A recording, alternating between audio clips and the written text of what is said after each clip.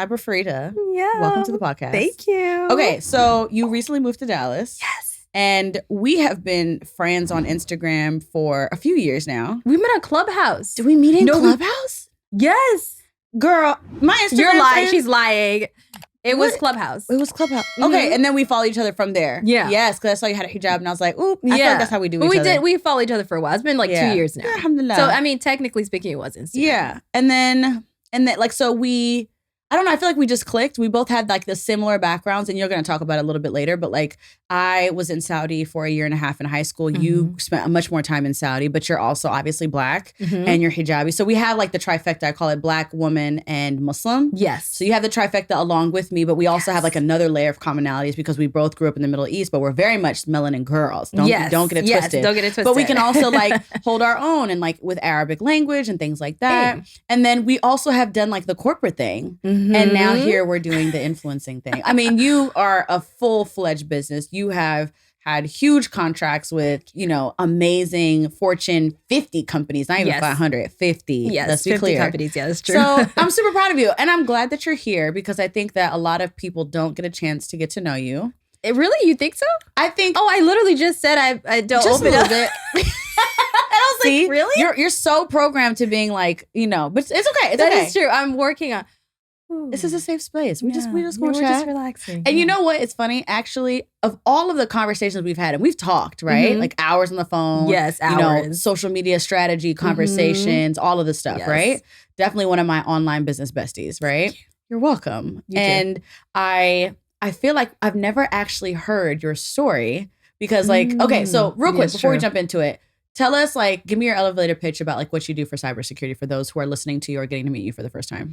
Okay, so my name is Fareedah Shahid. I go by Cyber Fareedah, and I help parents protect their kids online.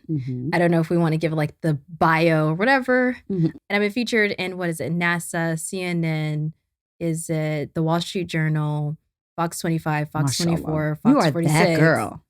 A lot of places. You've been published several times. Yes, a lot. And it doesn't even feel real. Like when people do the bio, I'm like, did that happen? Who's that? Yeah. But then I'm like, oh, that's me. That's me. That's so cool. You are super humble too, right? Am I? I'm very happy that I am. That's a prayer that I make. Alhamdulillah. Because I don't want to ever get to the point where my career is like taking heights, like insane heights, wild, amazing life. And then I forget who I am. And then I'm not humble. Yeah. Like, when I think of humble, I think humble's before Allah, before God, and before myself. And that shows with other people. Yes. So I think people feel like, oh, I don't need to be humble. I'm not humble, whatever. And I'm like, humble isn't for the people. It's for your soul. Yeah. It's for yourself. It's for like when you go to sleep at night, you're good. Yeah. Because for other people, I can list off where I've been featured or what I'm doing in my business. That's not bragging. And they're facts. They're facts. And also not saying is not being humble. It's doing a disservice to you and other people. Yeah. Because we want to know, who we're talking to. Exactly. Yeah. So there's like a balance. There is a balance. But yeah, I don't know. People find humble weird. Like, oh, I'm not humble. I'm not going to be humble. I have to like not brag, but meaning people have been humble for too long and we should talk about our accomplishments. Yeah. And I'm like, that's not being humble though. Yeah. There's a fine line for sure. Anyways. Yeah. Okay. So, speaking of humility, what I do know about your story is you got into cybersecurity because of some instances that happened with you when you were young, right? I know we just gonna jump straight in, okay? Where's the tissue? So should I get the tissue? No. Okay, I was gonna say, I don't think we're gonna need. Okay. I was like, I have this. Okay, so tell us a little bit about what actually got you into cybersecurity. Like, of all the things, you're so talented, mashallah, right? So how did you get into cybersecurity? So it was my father is a network engineer, computer network engineer. My mother is an educator, author, international speaker, writer, teacher, therapist, hypnotherapist, or RTT. Your mom is also that girl. She's the original she's that girl. Like, she's I was girl. telling somebody that I was interviewing you, they're like, oh, I love her mom. I was like, is her mom lit like that, Marcella? Yeah. She's amazing. Yeah. I don't know if you say exact. Yeah. Well, anyway. She's like a published author. She's well known in the amazing. Muslim community for sure. So I could basically combine both of those. I really love tech. It just makes me happy. And I really love teaching and I love people and I love helping people. I feel like anyone with a mission, there's some point of it. It's like I'm helping somebody, some way, shape, or form. Yeah. Even people are like, oh, I'm just a comedian. I'm just a musician. I'm like, what do you mean? Yeah. I have like 55 playlists. Okay. And all of that's They're just healing. Artists. They're healing. It helps me go. I'm like, come 100%, on. Yeah. So I'm like, be for real. Be for Everyone who has a mission that lights you up in whatever way, it's helping something. Yeah. Even if you think it's just helping yourself. Yeah.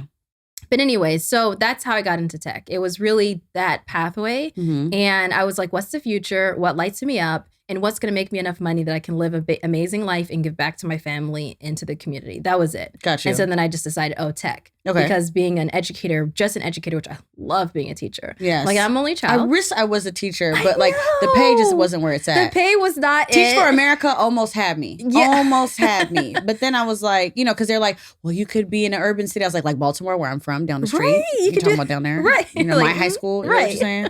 So yeah. But the pay is really like pitiful in this country. We're not even gonna talk about that. I didn't want to be miserable. Yeah. I did not. And to me, money is important. And people are like, money is not important that it's your entire life. Money is not the number one thing, but money is what you need to eat and to thrive. And money really, for me, equals freedom. It means freedom. It means choices. It means I can be like, if there's an organization that I love, which I cannot wait to do, I pray that I can do that within the next year or two, where I can just write a 30,000, 50,000 just now. What is it, Michael Jordan? He wrote a 10 million check. Yeah. To philanthropy, make charity. Like, you can just do that. Now, I'm not saying I'm absolutely going to probably get a Birkin bag and be in Dubai for like balance. There's balance. Billions for the balance. I'm not saying like, I just want money so I can give it to charity. Oh, absolutely. I'm giving I'm gonna give to charity, but we're gonna have the Birkin. And then we're gonna have a Birkin bag. And I'm not gonna get a Birkin bag just because it's very expensive or people love it. I just genuinely love square shaped bags. Like even my purse right now is square. It is. I love Brendan Blackwood. Okay. Love his I haven't had one of his bags. I'm probably going to have like 50 of his bags. You think so? Oh, hell yes. Wow. Okay. I love his bags. So anyways. Yeah. I love fashion. I love music. I want to be like someone who funds a group. Well, not really a group, but I want to make songs. Okay. But I don't. I like music. I love music. Like enough to do it. I'm like an as a creative. audiophile. Shut up. But not in that. No, not. Well.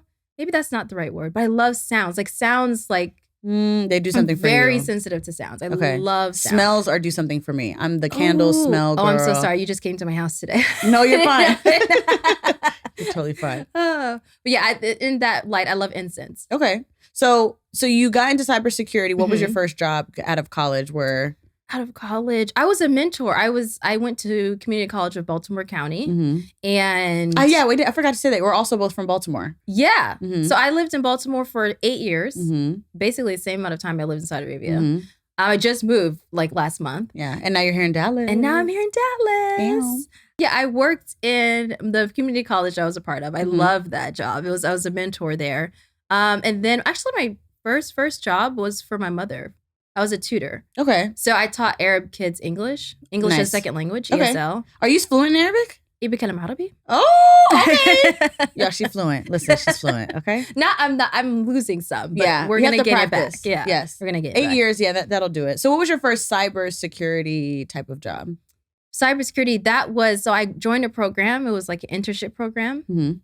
I did that for it was a year. The last 6 months was an internship. Okay. And I got a job in corporate from there. So it was my first cybersecurity job. Okay, cool. And then from there, at some point you got into government cybersecurity, didn't you? Yeah. I mean, I had not necessarily. Okay. But some people I worked with definitely were in the government. Okay, yeah. Cool. And they definitely have contacted me to do things with them before. Okay, very cool. So then where does Cyber Fareedah come into this? Like, did you start your platform while you first got into cybersecurity as a career? Or does that, how did we actually get your personal platform of Cyber Fareedah? Oh, that happened by accident. Really? Yeah. You want to tell me? So online, my first social media for cybersecurity or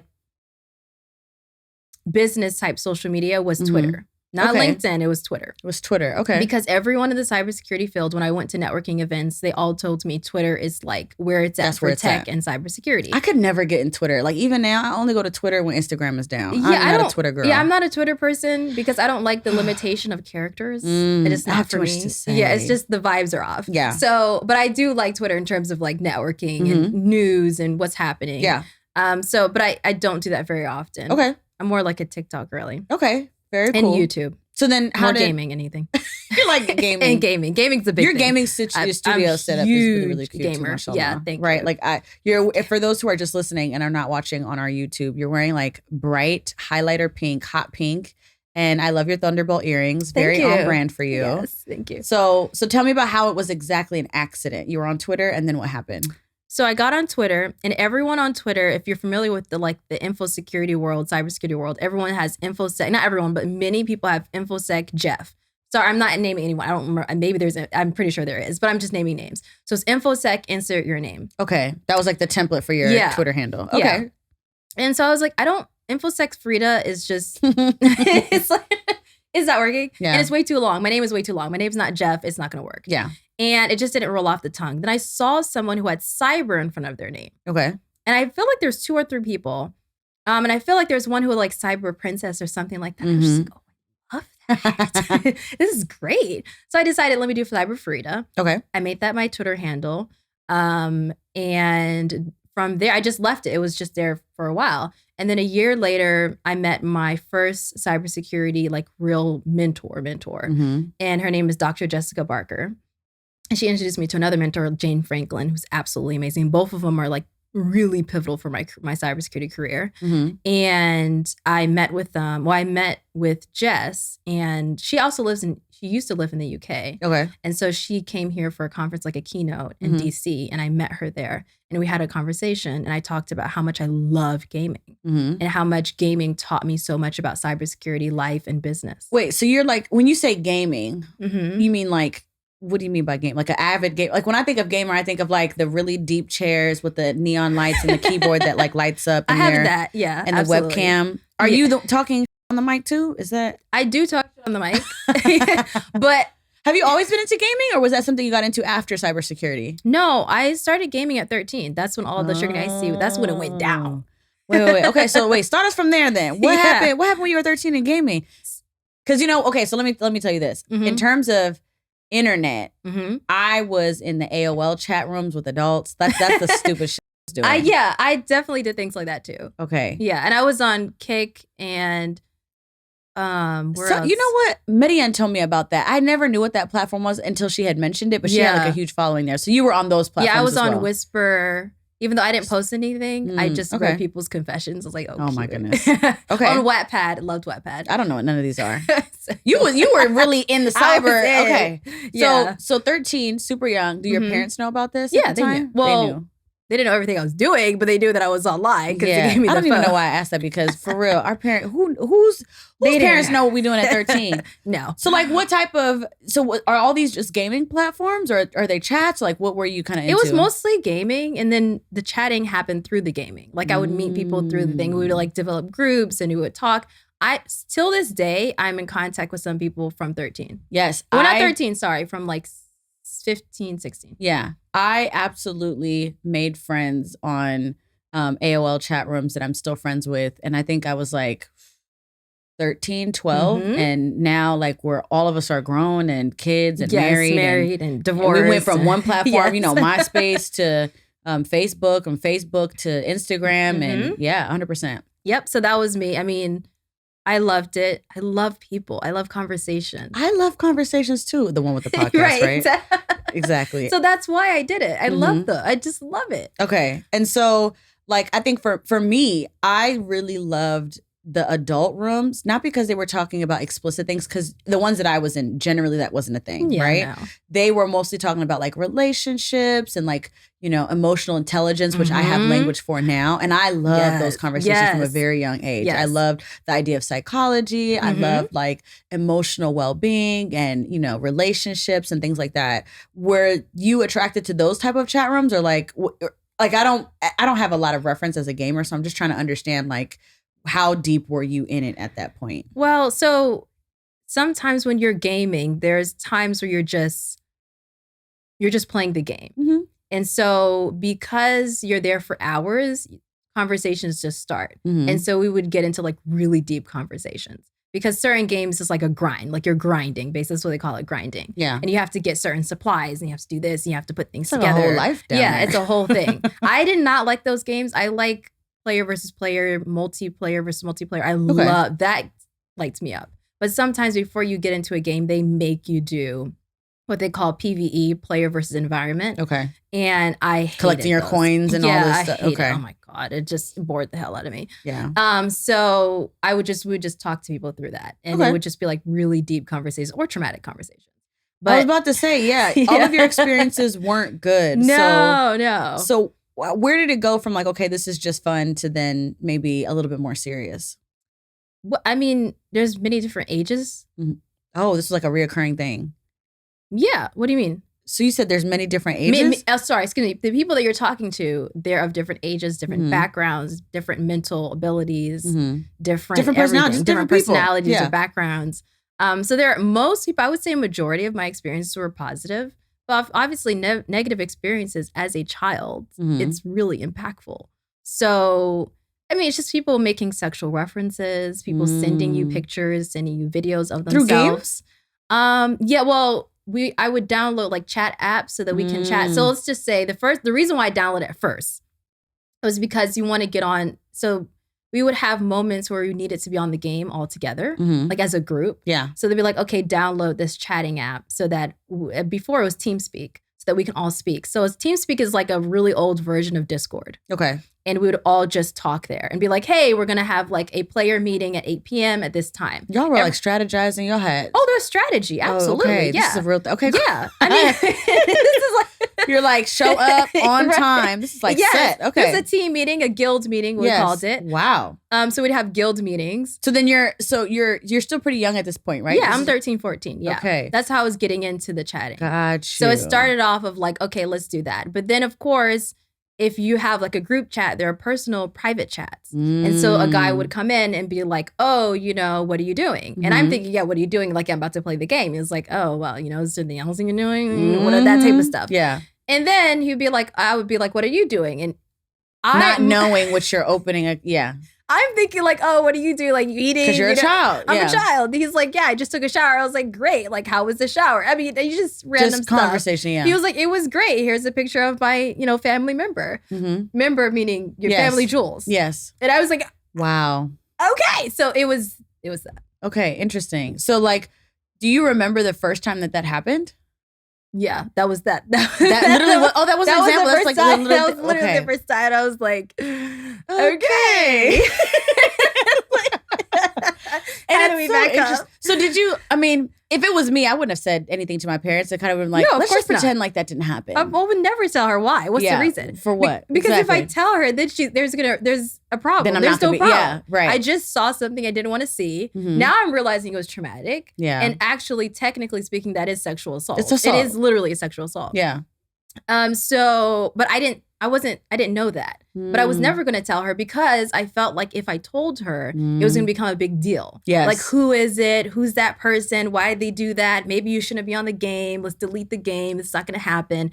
And I loved the game. The game was my outlet. Yeah. You knew that there was going to be consequences to being honest. I think a lot of times that's what prevents, even unintentionally, like it is perfectly normal for if a parent finds out that your young child of 13 has been, of course, yeah, I'm gonna flip some tables over. Yeah, I mean, as a parent, I'm just thinking if I don't have kids, but if that was my child, I would be like, "Are you excuse me? Excuse me? What happened?" But and it's interesting because I do remember as a child feeling like I couldn't be honest with my parents about stuff because of their reaction, right? Yes. And I think that that's something that I don't have kids yet. God willing, I'm able to kind of navigate that a little bit differently because I do want there to be open communication. And for me to understand what's important to my child. Right? I don't want, them to feel like I can't come to my parent because they're going to blow things out of proportion. Like they need to know I've got their back no matter what. Like, yeah, it should be like, and honestly, they developed that as I got older. But I had no experience telling them something that was wrong. Yeah. And I didn't know how they were going to react. Like we never had a conversation of, hey, if someone sends a picture of their whatever to you, it's totally okay in terms of you are okay. You are not in trouble. I'm not mad at you. I still love you.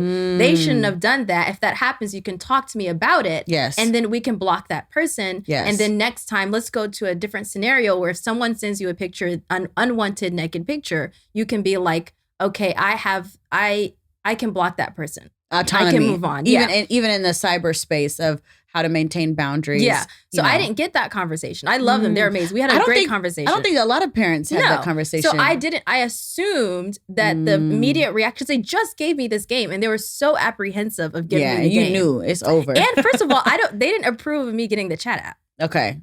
So you were already out of bounds. Well, first of all, I wasn't supposed to be talking to people. Actually, let me back up. So you just finding more and more out. Okay. So the tech agreement, right? I love that. The gaming agreement was you can play these games.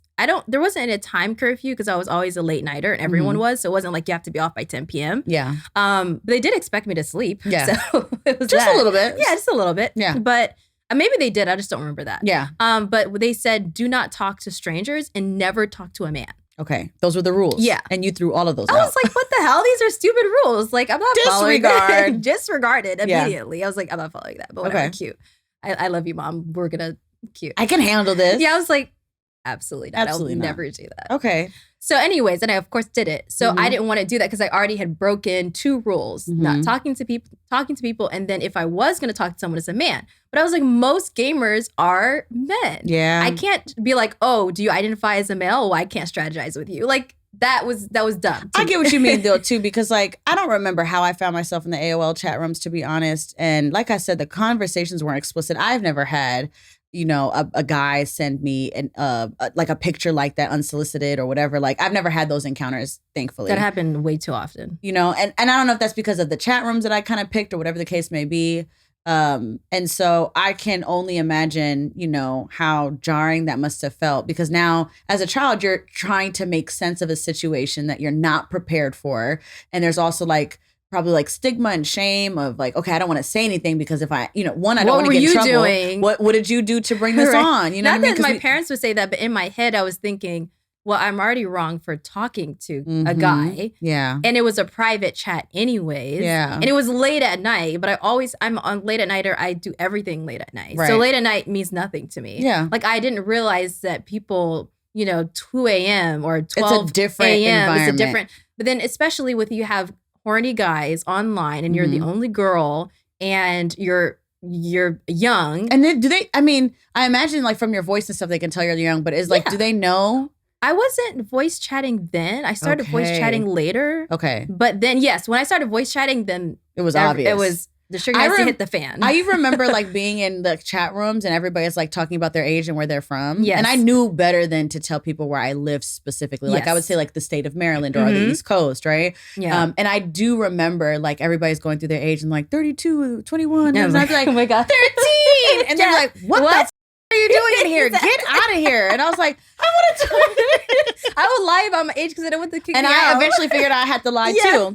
And they'd be like, you're really mature for your age, but like, aren't you supposed to be in bed? You know what I mean? Like, so I can understand. I hated being in bed. I was like, no. I was definitely a night owl as a younger one. Even as a kid, like as a baby, I was a night owl. So I'm like, what do you mean be in bed? I don't need to be in bed. As long as I'm up for the things I need to be and I'm functioning. Like, we don't need to have a conversation. Okay, so that's that's your first experience of like this kind of inappropriate behavior from older people, violating you, assaulting you effectively. Like, does that continue, or like how does that change, if at all, your experience with gaming? It didn't change it. It got worse over time. Did it? Yeah, but I didn't have. Thankfully, I didn't have anyone stalking me. I didn't have anyone showing up in my house. You know what? There was one scary thing that happened at one point. So she looked at your face. You said nothing happened. Everything was great. And I'm like, wait a minute. Actually, okay. So my brother at one point was like really into like hacking. And I didn't think, like, I had heard the term, but I was like, hacking what? Like, you're not really going to get. So there was this guy, my brother would go into rooms with other hackers to learn about how to hack people's computers, right? Damn. Just for fun. Yeah. So at some point, one of the guys in my brother's chat or whatever it was that he was doing figured out that he had sisters and that he was young. So the guy hacked our computer and said, you need to send me pictures of your sisters or I'm going to hack your computer. I'm going to send messages to your parents and tell them what you've been doing. Da, da, da, da. Now, luckily, I think my brother ended up telling me. And like, when I tell you, we had one of those big, cloaky computers with the big domes in the back, right? Yeah. And I remember the screen went black and it's just the, like the Matrix letters, like, my name is so-and-so. I want pictures of your sister. We going to keep doing this until, so I vividly remember that and being like, oh, it's really like dangerous. And he's like, I also know where your IP address, I didn't know that wasn't like an actual address. I'm like, oh my God, he coming to the house? And I was like, Hamza, you have to stop this. Da, da, da. I just outed him, but he's fine. Right? We can go back if you want. Right. So that is like probably like the scariest thing I've had happen online when I was young. And I remember thinking like, okay, I need to be like vigilant about what it is that I'm sharing. And I don't feel like I was being reckless at that point. But I think that was like one of the first instances I had of like, okay, I need to be careful. But you're saying your situations kind of got worse as you continued gaming. Why do you think that is? I wouldn't say they got worse in terms of like my life was threatened, but worse in terms of the content and what was happening. Because I went from just chatting with like typing, but not voice. And so once I started getting in TeamSpeak, that was like, oh, because I was like I was the only girl and there was like 20, 30 men. Yeah. Because we would be doing these like raids or dungeon runs or whatever, which basically for everyone else. I was about to say translation. So basically it's a group of people who are playing a game together and there's an end goal depending on what type of game you're playing. So a team challenge. Yeah, okay. The team challenge. And so there's a lot of us in the TeamSpeak and I was often the only girl. So, and sometimes there was another woman, one or two, but it was always like, we were always the center of attention. Yeah. Which was fine for me because I was like, whatever. I mean, Black Muslim girls, like always. Of course, obviously. Why would I not be? Yeah. But it turned when the attention became like, oh, I'm like, I battled with this for a long time. Like, how much am I willing to share about what went on? But things went on. I don't know. I have to think about what I'm willing to share. But yeah, I mean, it's when you're in the chat and people are horny and people say things and do things that are really disrespectful and really mean and that messed me up for years. Like I would think about it. I'm like, was it my fault? Did I do anything? Was it me? Like, because I have a very open, fun, flirty personality. And so when you're talking to men, especially men who are like thinking in like all their entire... They're perverted. They're perverted. And it's fine to always be thinking about sex. Like I'm not saying if you're always thinking about sex is bad. Like obviously you're a human being. It's totally normal to be thinking about sex. But you have to have a filter with other people. Yeah. And it can't violate other people's boundaries. Exactly. You can be thinking about sex. You can be thinking about someone that's right in front of you and just have an entire scene in your head. But I don't need to know about it. Yeah. That was my... I don't need to be a part of your thoughts. Yes, exactly. Yeah. And that can give an indication of what things that happen. And that's what I would say out loud. I was like, I understand if you're having thoughts and feelings or whatever. And that honestly was what I was taught as a kid. My mother was like, look, feelings, intimate sexual feelings for another person is totally normal. The only thing as Muslim people is that we just don't act on it unless we're in a committed relationship in front of God. There's boundaries. There are boundaries. That was it. Yeah. And so... that was how I was thinking. I'm so impressed that you got that. I did not get any of that language. It was like, and I think we were talking about this earlier. Like my dad particularly did not have any conversation with me about anything pertaining to like sexual health at all. And in terms of like sex ed, like I was pulled out of those classes, right? Luckily, as I got older, my parents are split. And so I did get that education later. But I can really appreciate the fact that your mom at least had that conversation because so many parents don't. No, that's what allowed us to develop a deeper relationship. You and your mom? Yes. You guys are really close, mashallah. Yes, very close because she was so open about that. And when I did end up opening up to her about the things that happened later on in my life. And she was super supportive and acted the way that I believe most parents should act. How's that? How do you just feel accepting and normal. It was like, oh my God, you went through this, my baby. Or making it about them some kind of way. What did I do? Was it me? Is it like, I'm like, girl. Yeah. Please. Like this is like, that's good. So she supported you. Exactly. She was really great. She was like, okay. She said, I'm really sorry that should have happened to you. That was not your fault. She said, is there anything that you need from me? That is just very calm, normal. It wasn't like dramatic. It wasn't like, I'm going to take your devices now. Yeah. So when I started talking to men in terms of like a romantic way where it's like mutually romantic and consensual, I did start bringing her into those conversations. Yeah. In terms of this is what's happening. I like this guy. I met him, blah, blah, blah. Was it like on your own volition or was this after you kind of shared with her so she knows what's going on and now you feel like you have a safe place to go? Yeah, after I realized her reaction is going to be okay. Yeah. When I divulged that information and she was okay, I was like, okay, maybe she's ready for this. Wow. Now I know she definitely like left the room and was probably crying, screaming, kicking, throwing up down the wall. You know, emotional regulation. yeah, right. But at least in front of me, it was cool, calm, collected, like a parent should be. Exactly. When they can. And so that's what made me open up to her, and I gave her everything in a bag of chips to the point where she's like, okay, maybe I don't need to know Maybe that. I don't need to know all of this. Maybe just like leave me on that. I'm so glad that you had that. Me too. I know so many girls I was growing up with didn't have a safe space to be able to talk about things, to say, you know, is this normal? Is this okay? Because if they don't get it from your parents, then they're liable to get it from an uncredible source, a source that may not have their best interests at heart or don't know. Literally, the blind leading the damn blind, right? Exactly. Somebody says something or, you know, whatever the case may be, especially with kids at that age, right?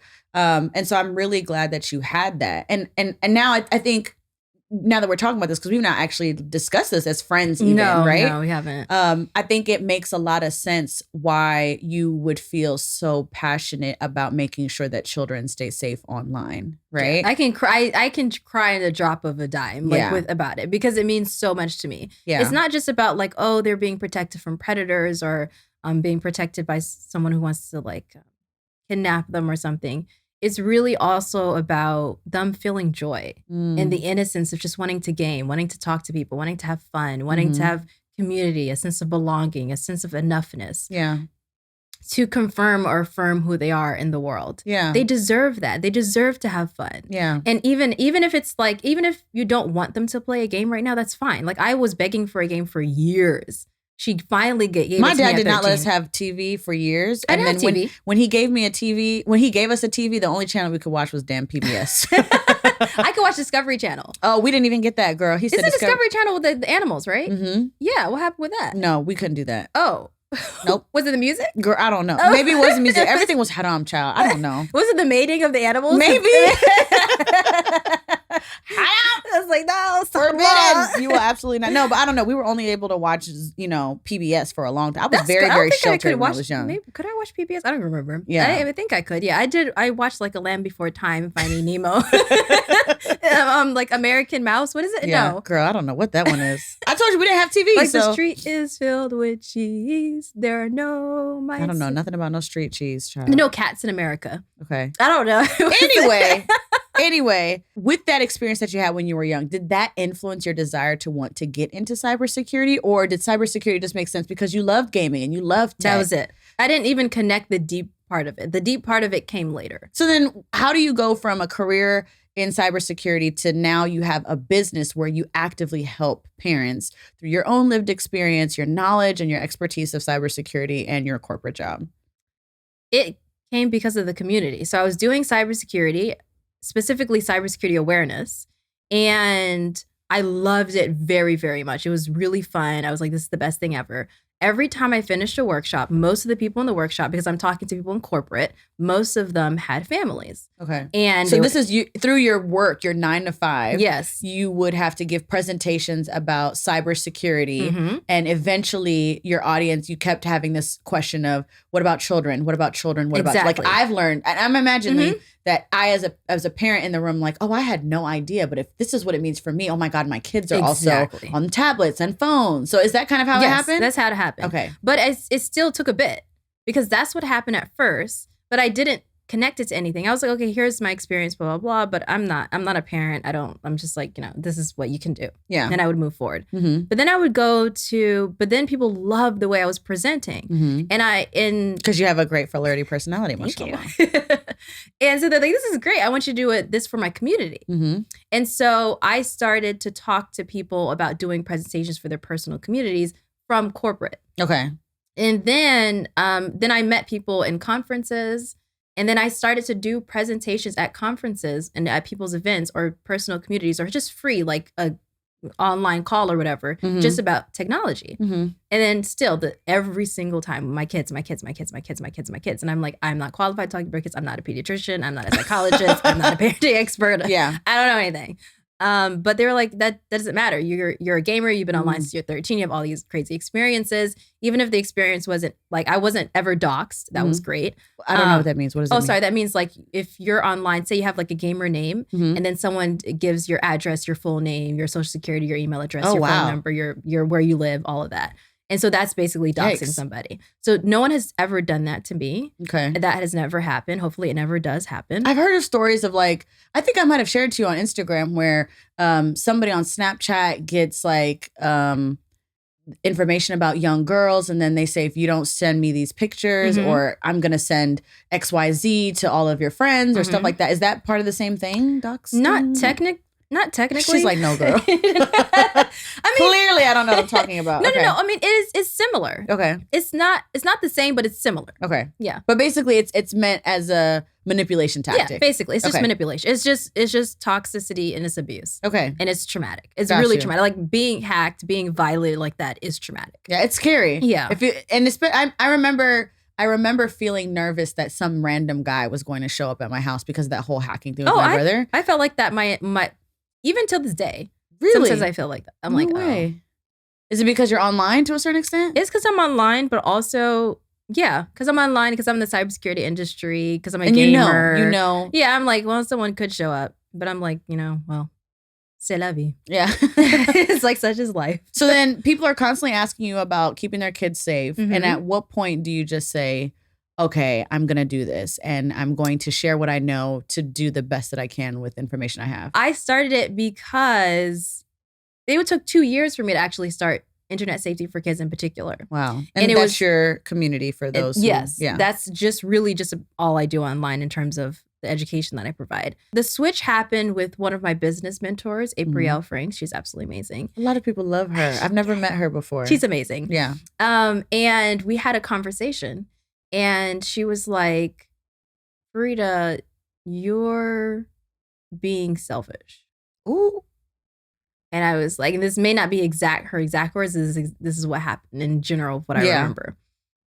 And I was like, why? Said. And she said, because you're thinking that this is about you. This is not about you. This is about other people.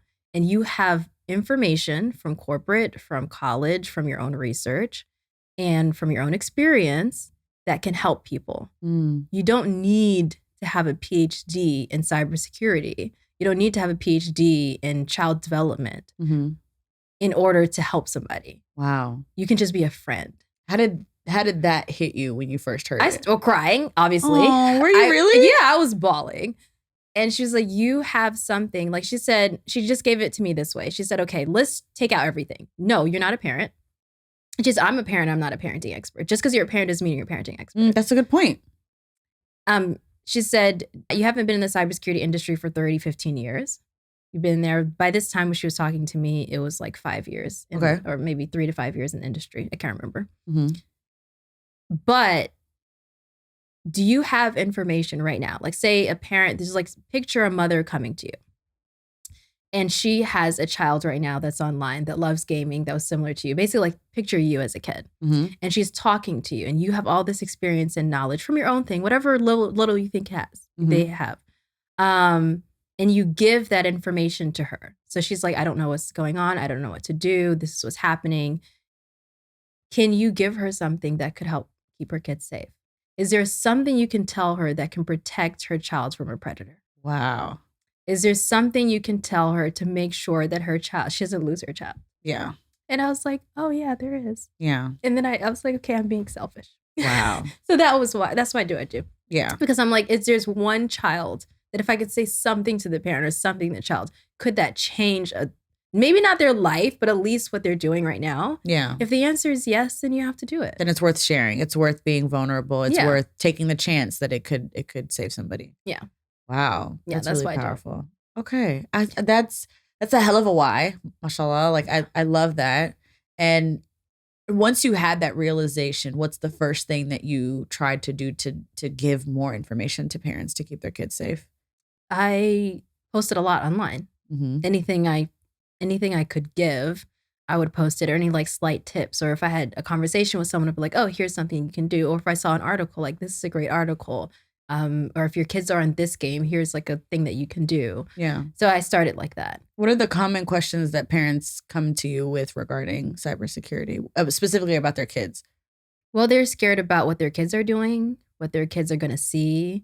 They either have tried everything, but they're like, is something going to slip through the cracks? Am I doing enough? Who are they talking to? What are they talking about? Yeah. What are they getting into? That's like one of the big things. Because it's hard. Even at this point, like kids so young are getting laptops at school, like assigned to them, tablets, iPads, all types. So they're going to have access no matter what, right? But it's a matter of educating not only parents of what is really out there, and then two, making sure that the kids, I guess, are also a part of that education process, and that they know when to tell an adult, right? Exactly. What are like the top 3 mistakes that you see parents make when it comes to keeping their kids safe online? Number 1 is thinking it's about tech and cybersecurity. What do you mean? Like they think, oh, what tech can I put in place? Oh, like I'm going to get a firewall, parental controls. Yeah, I can do parental controls. I can do a firewall. I can block this. Or let me just have a conversation with my kid and we'll be fine. But I honestly don't even think it's just a conversation, even though I talk about it all the time. It is not just about the tech, even though I talk about it all the time. Another thing I talk about all the time, which I think is like the real foundation, is healing yourself. The parents or the kids? The parent, going to therapy. Ooh. That's like the number 1 way to protect your kids, online, offline. How does therapy help keep kids safe on? Break that down. You see my face. I'm like, huh? So what's going on? So I'll give an example from my point of view. Mm-hmm. So as a kid, when I first started being online, my mother was like robot mom, doing everything perfect. I want my child to have a perfect life. We were always talking, open lines of communication. Everything was great. I don't think I had parental controls because she was like, God is a parental control.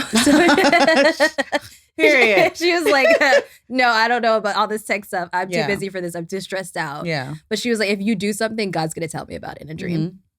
In a dream? Yeah. Listen, why it's always a dream with our mamas? Oh my God. She was like, he's going to tell me. So what I did was, which actually was a really good thing that she did, because I realized she's not in control. God is. And I'm in control. Okay.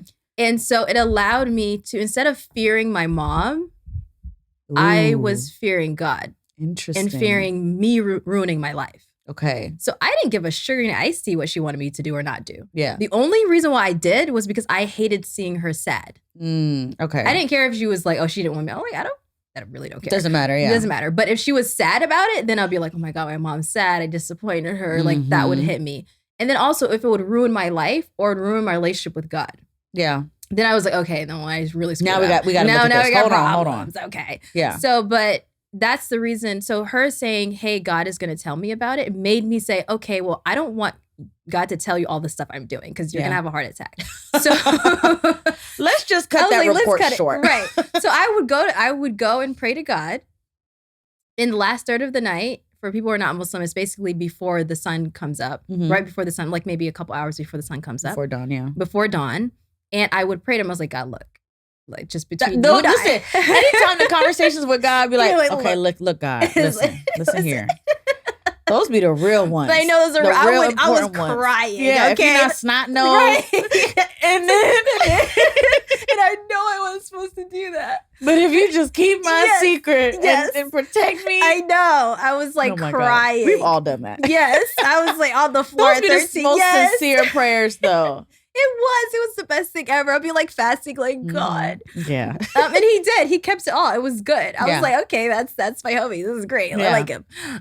So that helps me a lot with the print. So I didn't need parental controls. Like honestly, even if the parental controls there, I would have just went around them somehow. Like I would have figured it out. So yeah. So one, parental controls it doesn't work, and you were saying two is healing. Like the parents have to. So that was her first great thing that she did as a parent in terms of internet safety. The second thing was years later. So my parents got a divorce. We moved to Saudi Arabia and she started a healing journey. Okay. Because she was in like a spiritual crisis and whatever, because it's a whole other thing. And it really helped me. That crisis she had really helped me with my own life and to become better like as a human being and just everything.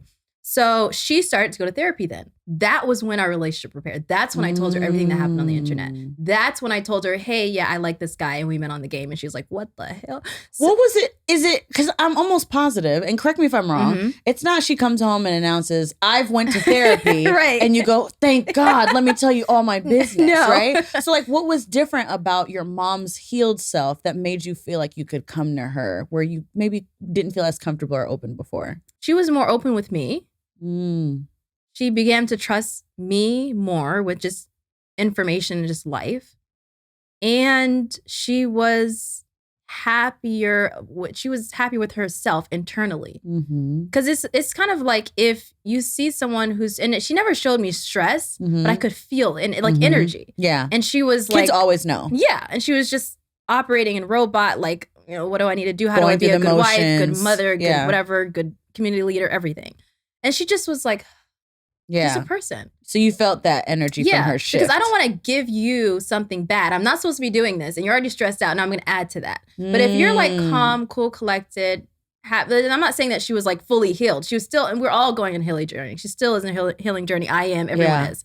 But she was starting and then you could feel it. Like just something changes. Yeah. And I just felt like, oh, like I want to talk to this person. Okay. Like this person seems like someone who has room to welcome me in. Very good. And so I started to talk to her and I gave her a little bit. I gave her like the shaving of the tip of the iceberg just to see. I'm like, let me test the waters. Test the waters, yeah. And she reacted well. And I was like, okay, let me pout a little more. Let me get a little bit more. Let me stress her a little more.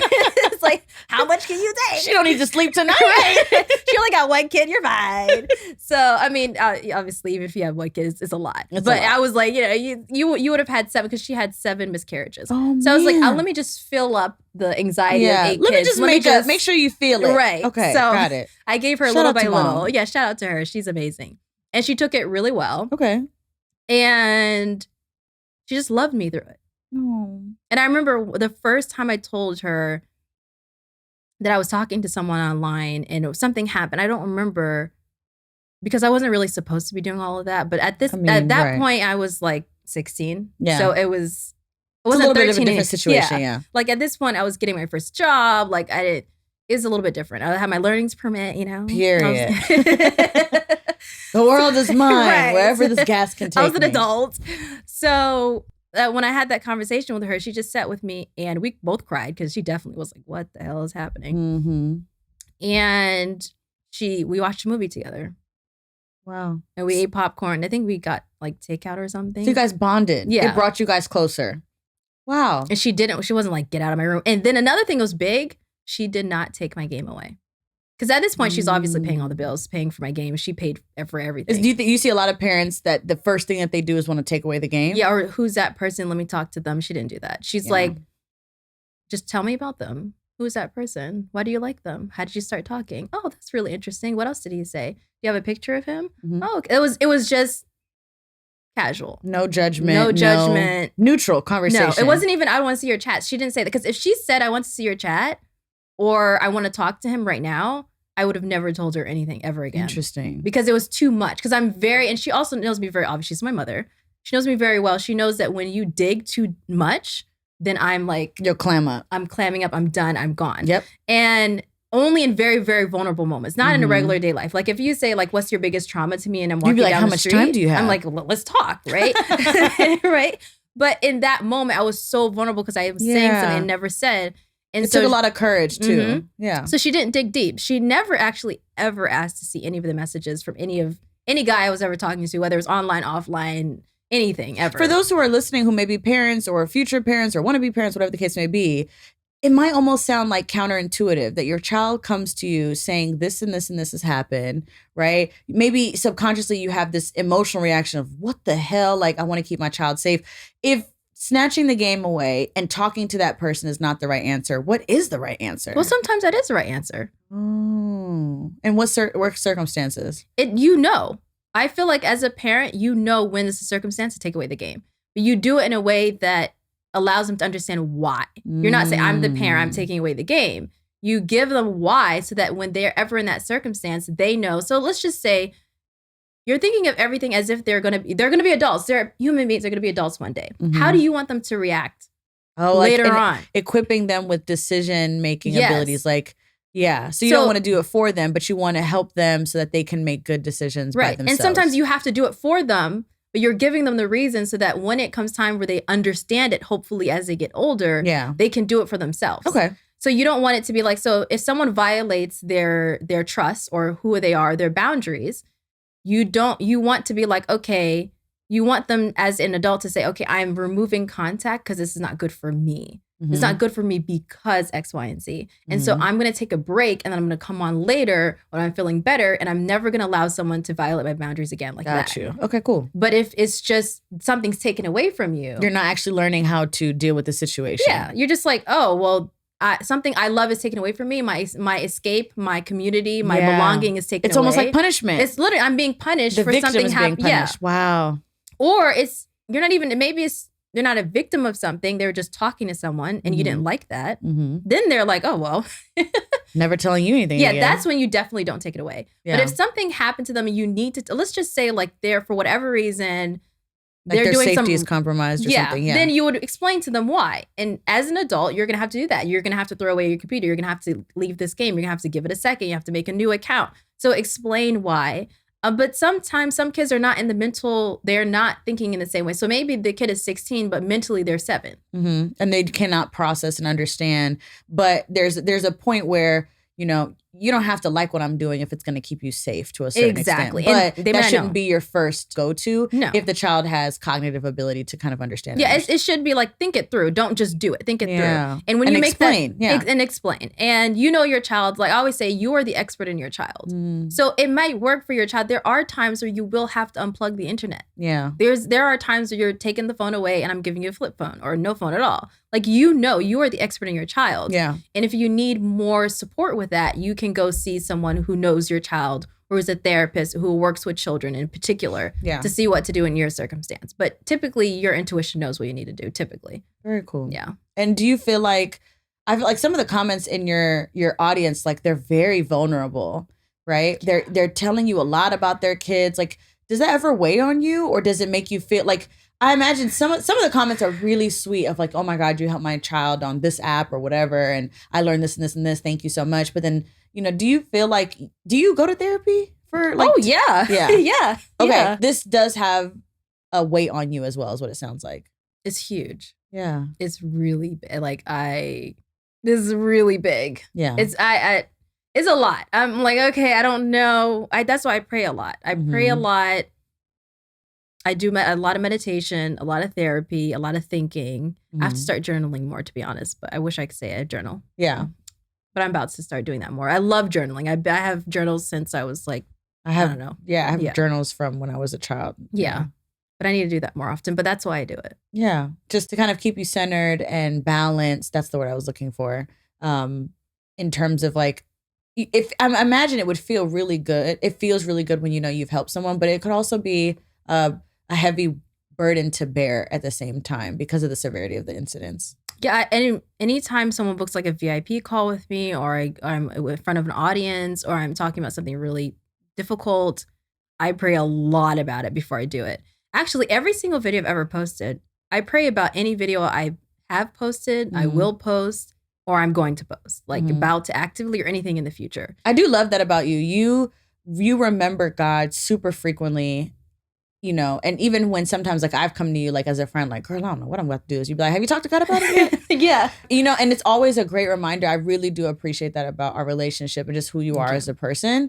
And I also, it's very clear to see how freeing and how much support and empowerment you get from that relationship. And so it's wonderful to be like in proximity and to get some of that as your friend too. And I could see how your community also loves that about you. Thank you. This is from my mom. This is literally all my mom. Yeah. She's just like, look, if you don't talk to me, talk to God. Yeah. Like, it just, to have that relationship. And honestly, I had to fake the relationship at the beginning because I was like, who? What? She's like, what are we doing? What are we doing? Why? But I think you put in a lot of effort to practice. And I think I just did. I didn't feel it. Yeah. Like I didn't feel it for a while. I was like, you're talking about like that intimate relationship, like the closeness with God? Until I started being on the ground crying and throwing up and screaming. That'll do it. And you know what? And I think sometimes even with spirituality, a lot of, and this is not just pertaining to Islam, I think in general, if you have parents who are really religious, sometimes the routines and the rituals are passed down, but the emotional, spiritual, real essence of God and what religion really means, right, isn't actually as focused and isn't as explicitly mentioned. And I too felt like I had to go and kind of find my own way. Like, sure, like we spoke Arabic and sure, I knew how to pray, but I agree with you that I also had to kind of hit rock bottom a few times to be like, okay, listen here, God. It's like, please. Wait a minute. Save me. Right?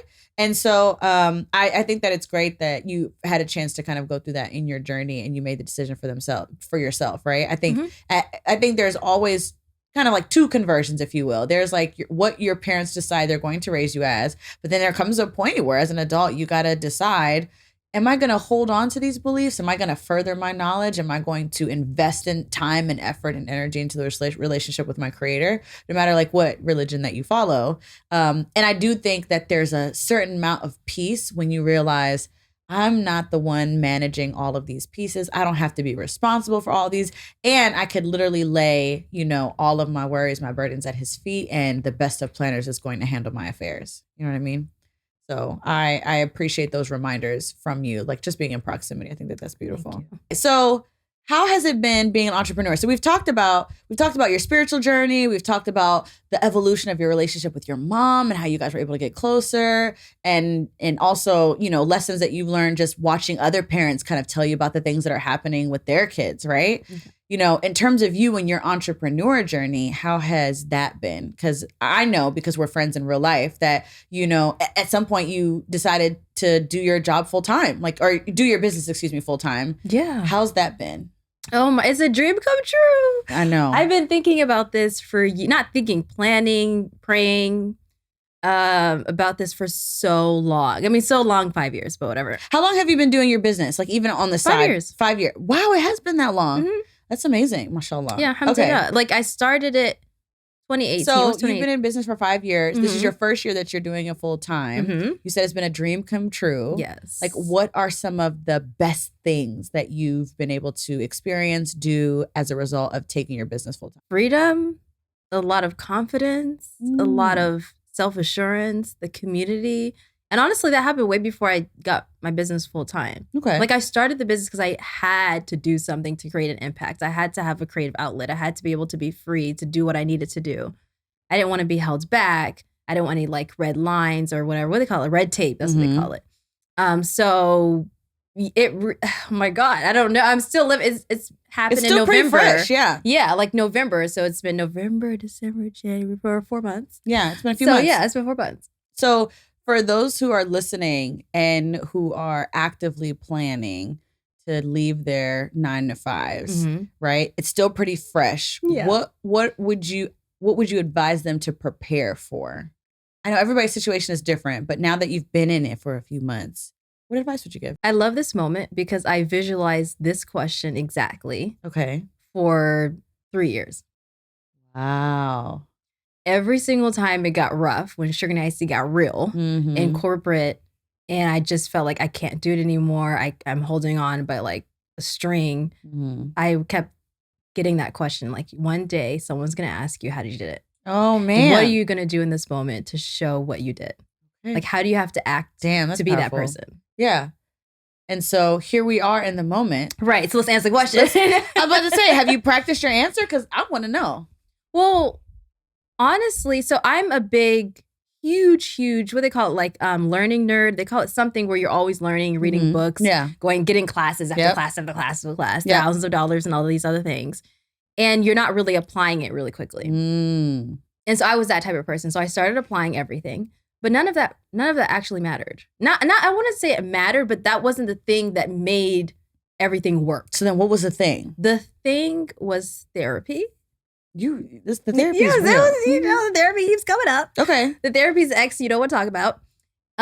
Therapy and meditation, visualization, prayer.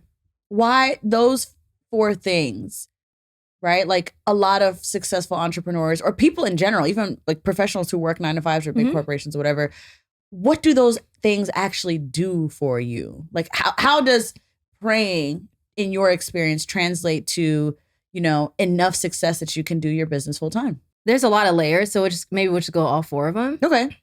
So the first one, I'll just start with prayer. As a Muslim, we pray like 5 times a day, as you already know, for anyone else who doesn't know. Mm-hmm. And so that allows you to have a connection with God and to remember that that's all you're relying on. Like the money doesn't come from your 9 to 5. The money comes from God. God can make the money flow anywhere. Yeah. At any moment, your 9 to 5 could be gone. Goes back to the humility, gratitude. Exactly. So I'm praying to him to guide me in a type of way to give some sort of impact in this world. And then also make enough money so that I can make sure that me and my family and the people around me are good and amazing. So like using prayer to clarify your intent and keep your vision and your integrity really strong. And like, what am I doing this for? Who's really responsible here?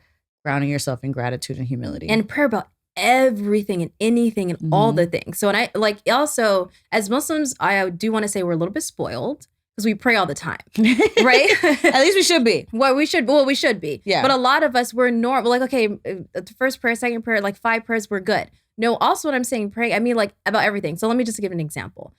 I wanted to grow my social media because I knew that if my social media grows, and that means that I'm reaching more people, more parents will be impacted, more kids will be more safe online. And I also will be able to get contracts that allow me to sponsor my life, basically, and then use that, whatever sponsors I do, they're good companies and companies I believe in, and the parents can use those products. But I couldn't really do it the way that I wanted to do it, I felt, if I had a really small audience. You can't actually. I got most of my big career jumps happened when I had less than 10K followers. Yeah. So it was not about the followers at all. And so I wanted more people to be a part of my page, but I didn't want anybody. You wanted a very specific audience, a very specific community. And sounds like you're getting ready to tell me you prayed about it. Exactly. So I said, okay, Allah or God, I want parents in my audience who are kind, who are generous, who are humble, who are beautiful people in and out, who really want to protect their kids online.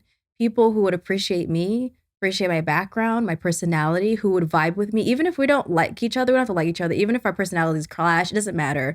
But they like the information I'm posting. Make it be impactful in a way that transforms their life and their kids' lives in ways that's unimaginable to me and to them. That's super powerful. No, seriously, protect them and protect their kids for the rest of their lives.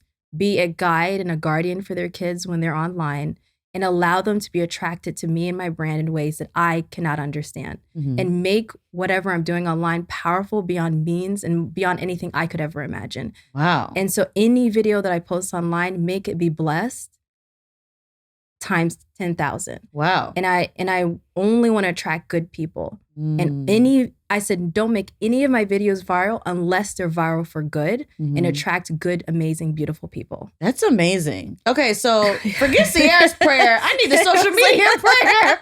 Like, what? So I was like, whatever I want. I was super detailed about it. And then I had that prayer for a while. I have never prayed over my audience. And I definitely think I'm going to take that away. Thank you so much for sharing that. Welcome. Because, I had never thought of that, but that's a great idea. It's a fantastic idea. And it happened. It does. You know what? I've made that prayer about friends and in the last few years. And I have to say the friends that I have now, amazing. Very, very grateful for my friends. And I know that was not of my own doing. That was definitely God. So, but I've never thought about doing that for my platforms or my business. Bring me customers, bring me partners, bring me sponsors. People who are gracious, who are like all of that. And honestly, it literally happened. Yeah. So after I started making that prayer very consistently, I think it was a year and a half. And I had a viral video that went 1.7 million. It was like 14,000 comments. And it brought, I went from 6,000 followers to 10,000 to 15,000 to 20 to 30 to 50 to 60 to 80 to 90 to over 100,000 followers in 2 months. Wow. I didn't realize it was that fast. It was very fast. I remember looking on your page one day and I'm like, what the hell? And 99.99% of those people are the most beautiful, amazing, kind, humble people I've ever met in my life.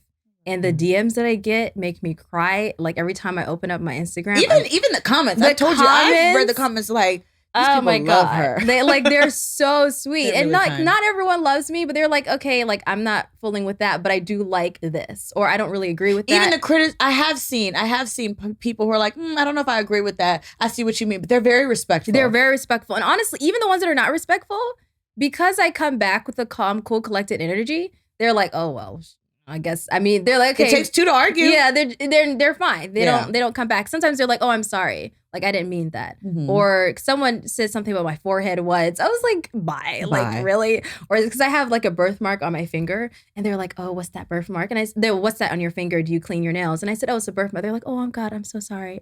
So it was like, everyone in my audience, oh my God. I know, but at least like they come back typically and they're fine. Mm-hmm. And even if they're not fine, they typically leave or what, I don't know. But I'm so grateful that it was the right audience because had I went viral and all of these followers, it doesn't mean anything unless they're real, amazing, beautiful people. Yeah. And it goes back to your why, like you said, of like, you only set out on this journey to be able to offer help to parents in the hopes that even one kid is protected from predators or, just to be safe and be able to protect their innocence and have fun online. Yeah, so really quickly to pick it with business, because I have a bigger following, that attracted really bigger companies that are willing to pay more money in order to be in front of my audience. So that was number one. So you're like, your drive and has manifested itself into the things that you were really praying for. The second is anytime I go to a conference, I say, oh Allah, oh God, allow me to meet every single person I need for my next level.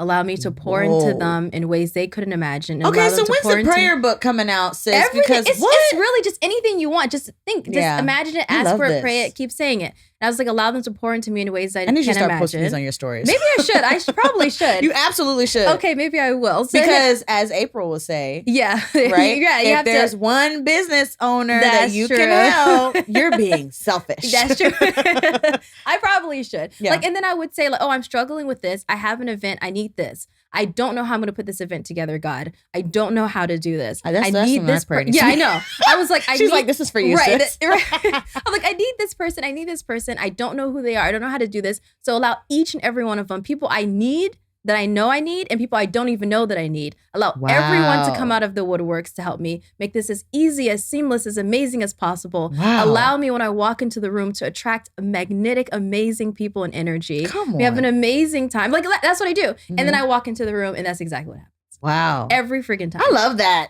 Okay, so you're my prayer partner from now on when we go to conferences. Because and then the meditation and visualization is the same thing. You're just visualizing what you want. Meditation, Dr. Joe Dispenza. I like him. And he had a book called You Are the Placebo. Okay. That changed my freaking life. There's another one, The Power of the Subconscious Mind. It's really amazing. Those completely transform my entire life. Really? I have to check those out. Yeah, they're really good. And then the book by Marissa Peer, I Am Enough. That's where I got therapy. I've heard good things about that one. Very good book. She has RT. She does something called like RTT therapy, rapid transformational therapy, which takes a lot of certain things from regular therapy that we all are familiar with, then also hypnotherapy. I did that. And all of that combined together, visualization, meditation. And when I say meditation, like I wanted to do, so some of Dr. Joe Dispenza's meditation is like an hour long, like Lord. You know what? I need to practice mindfulness and meditation because I had the Headspace app. Have you ever heard of that? Yes. You like it? I really like the Headspace app because in the beginning, it kind of talks about your thoughts being like cars on a road. Like you're on the side of the road watching cars drive by and you just notice them. You don't, oh my God, that's a red car. I'm going to go stop it right now. Like, no, you're like, oh, okay. And let it pass, right? And I didn't realize how hard it was for me to like not think about my thoughts and to let them just go and come as they please. And so I need to get back into that. So I appreciate meditating. But like, what do you think? You said an hour. That's a long time. Yeah, that's a long time. So I'm being freaking for real right now. Yeah. I wanted to do it every single day. I started to I did it every single day for like 2-3 weeks. It wasn't giving what I was supposed to give. It was really transformational, by the way. Everything I meditated came true. Okay. Like everything. What is meditation? Like, walk me through some of the mechanics of how you like to meditate. Well, it's breathing exercises first to change your state of being. So instead of, you're not just like, You can do that, but it is good to like change your state of breathing. You're breathing in an intentional way, and he walks you through the breathing, and it literally changes my energy. So if I don't want to create content and I know I need to create content, I just do that quick. It's 6-7 minutes breathing. You just breathe for 6-7 minutes in the way that he says. It's kind of like box breathing. Like, I'm gonna have to ask you for that link to put in the show notes because I can't tell you how many times like my energy is just like off, and I know that it's okay, and I'm trying to forgive myself and just allow myself to get through it. But I think a breathing exercise in that moment, because I have to do the self-talk. I have to do, you're feeling tired. You're feeling tired because you've been at this for several days, and it's okay to be tired, and you're not a bad person. Like I have to do that type of a thing. I do that too. Yeah. Yeah. Girl, me and my self-talk, we be really, it's a whole thing. Like I love this self-talk. That's exactly what I do, to be honest. And I do the breathing thing when I need to. So he has different phases. The first phase is like breathing. The second is like the real, like the deep meditation. And that's great. Levels. But Vishen Lakhani, I'm mispronouncing his name. I know it'll be in the show notes. But it's in the show notes. Yeah. He has something called the 6-phase meditation. That's 20 minutes daily. That's freaking amazing. Just as good as Dr. Joseph Dispenza's. I do that daily as much as possible. And I love his is because it's like if you're busy, it doesn't really matter. If you have to be on the go, it's fine. Try to have a moment where you're by yourself and you can close your eyes and do it. But sometimes I do, if I don't have time, I do it as I'm making breakfast. Okay. And I just go through the 6 phases of meditation as I'm making breakfast. Okay, cool. It's only 18 minutes. Okay. So I do that daily. And then Dr. Joe Dispenza's, I work to do it every single weekend. But anyways, that helps you with your state of being, your mind. And it helps me be grateful and change my emotions and everything. Because let's just say you want to make $1 billion. Which is totally normal. I mean, it's totally normal. It's totally doable. It's easy. You can do this. It's not easy, but it's not. It's simple, but not simple. Easy. Exactly. It's simple, but it's definitely not easy. I have not made $1 billion, by the way, but I will, inshallah, one day. Inshallah. So you want to become that person. Who do you have to be that person? Yeah, you know exactly. Most people know typically what you have to do, especially if you've been reading a lot of books, you've been taking all the classes. You typically know what you need to be and what you need to think in order to be that $1 billion person. The problem is your subconscious mind. Have you read The Upper Limit? Yes. I love that book. Oh my God. So again, The Big Leap. Yes, The Big Leap. Thank you. Yes. That's what I was talking about. Yes. Girl, I threw that book twice because I was like, damn you. Yeah, you're just upper limiting. Yep. And I knew it. So that's what I was saying. The courses are amazing. The classes are great. That's literally how I have April. Like I hired her as a business coach, or I became her client, really. And that helped tremendously. However, and she'll say that as well, you have to do the inner work. The inner work is literally what transformed everything for me. And so instead of because logically you know what to do, but how do you change your mind in order to be that? That is what meditation is. Yeah. Meditation is just like going into your brain and being like, hi, brain. I'm reprogramming literally, and as I'm taking control. I'm not just going to let you run whatever you want to do. Exactly. I'm putting a new hard drive in. I'm changing something. I'm cleaning this. That's literally all you're doing. Because you can be like, hey, I want the computer to look a certain way, but if you don't change the hard drive, you don't change whatever. You change your software, not the hard drive, but you don't change the software in it. I know what you meant. Yeah. So that's literally what it was. Okay. And then all of that just came together, and then Allah said, "Be kun fayakun." Yeah. If he wants something to happen, he'll make it happen, and he made it happen. Yeah. And so to be honest, it wasn't me. Like all of this isn't me. It was just me doing what I needed to do and letting go of the how, like surrendering, letting go, not being in control. Girl. And it's really difficult. That's very difficult because I think a lot of times entrepreneurs, humans in general, we mistake productivity for control. Right. And it's like, oh, I'm not being productive if I'm not, quote unquote, managing this. And there is a balance between doing the work and, being a good shepherd of the opportunities and the resources and the talents that God gives you. But then there's also just do what you have in front of you and don't worry about how God's going to work out the rest of the plan, because that can be distracting. Right. And he brings people, like he brought you to me. No, don't start. No, girl. Seriously, though, because you helped me. Like, you coached me. You really helped me. Like I was in tears in our phone calls. We literally were. We were like, so he brought the exact people I need in order to make it happen. So it wasn't just me. I was just surrendering. Yeah. You literally told me on the phone, you're like, I had just prayed about this. I literally needed God bringing you. Wow. And that was very like, that caught me off guard because I totally look up to you because you've built such a great like corporate empire almost, like in terms of the way you negotiate contracts and how you've built your systems and how consistent you are with your content. I was like, oh, when I get older, I'm gonna be like, and I was thinking about you. I was like, I literally was admiring you for such a long time. That's so crazy. And I was like, I want to be like her. I love this for us. Yes. So I mean, it's community. But yeah, and for sure, it's funny that you mentioned that now because I definitely was very intentional in my prayers. You know, Allah, bring me people that I can learn from, people with good hearts, people who are going to bring me closer to you, right? Like take away people who are going to distract me or take me further from you, bring me closer, you know, to the righteous path, Sirat al-Mustaqim, right? And people like you just started popping up out of nowhere. And so I think there was 2 answered prayers and like are getting connected. And I love that for us. Exactly. I'm very, very grateful. Me too. Oh my God. I think we should just stop it right there. Yeah, that was good. So where can people find you? Cyber Fareedah everywhere. Okay. So they can find me at Cyber Fareedah, CYBR Fareedah. It's cyberfareedah.com on YouTube, TikTok, Instagram, Facebook, Twitter, LinkedIn. You're very consistent with your handles, but they can also check out your community where parents can have access to monthly coaching calls, you have some great lessons and some great like syllabuses of, you know, educational content. So is that still available for them as well? Yes, they can go to safekidsmovement.com.